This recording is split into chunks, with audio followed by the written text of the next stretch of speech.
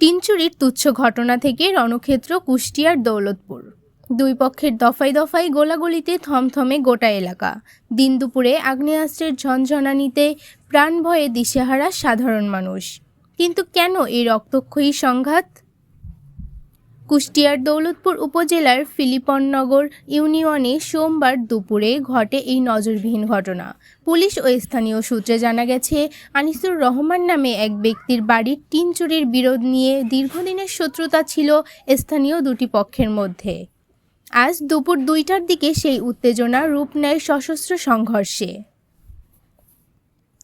উভয় পক্ষ একে অপরকে লক্ষ্য করে বেশ কয়েক রাউন্ড গুলি ছুড়লে পুরো এলাকায় আতঙ্ক ছড়িয়ে পড়ে।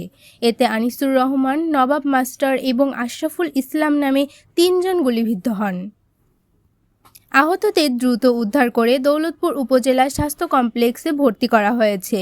এই ঘটনায় স্থানীয় রিন্টু, দোয়েল ও শিহাব সহ বেশ কয়েকজনের বিরুদ্ধে সরাসরি জড়িত থাকার অভিযোগ উঠেছে।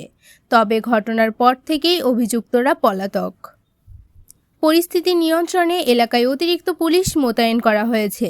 দৌলতপুর থানার ভারপ্রাপ্ত কর্মকর্তা জানিয়েছেন, পরিস্থিতি এখন নিয়ন্ত্রণে থাকলেও এখনও কোনো পক্ষ লিখিত অভিযোগ দেয়নি। আইনশৃঙ্খলা বাহিনী বলছে, তদন্ত সাপেক্ষে দোষীদের দ্রুতই আইনের আওতায় আনা হবে।